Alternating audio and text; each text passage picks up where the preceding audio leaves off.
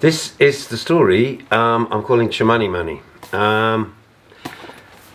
3 years ago, well, 2019, at the end, we produced this textbook. I was the lead author on this textbook, which was the output of a 3-year project that picked up on the themes of the Paris Climate Accord. You know, and it's simply asking the question is, what are we as individuals, communities, schools, what are we supposed to do? How do we react? And I strongly believe permaculture design, it's the best tool that we have to sort of collectively respond to the challenges that we face.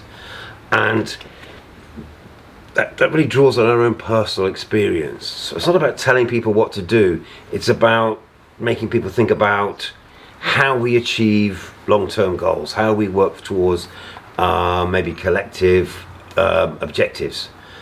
And let's root that in our own personal experience rather than in dictating to people what to do.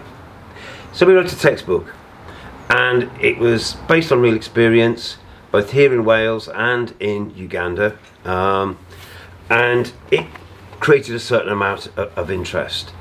But as the bigger question is, how do we change the world? How do we reach everybody else? And I love the idea of storytelling, of changing the narrative. And what I thought that our story about is actually the human journey behind what brought this about. I thought about how our own individual lives kind of represent a thread, and how our threads kind of weave and join together, you know, as we journey together through life. So that's the story that I kind of want to tell, and it had a really interesting beginning. I stepped out of my sort of workaday life. I took a chance, rolled the dice, put myself in a new circumstance to see where it would take me. I want to tell this story episodically on Substack. I want to spend 12 months going through the 12 chapters of this book, but telling it in the human story of how we got there, how it began, what we were thinking at the time, and where we think it's leading us to.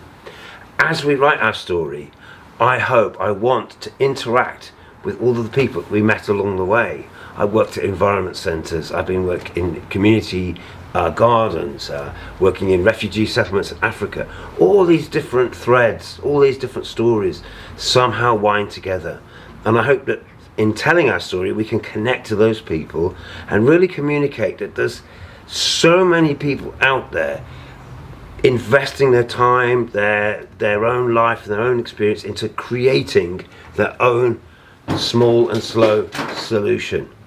We've got this huge scary problem coming at us over the horizon. No one knows how to solve it. There is no single answer.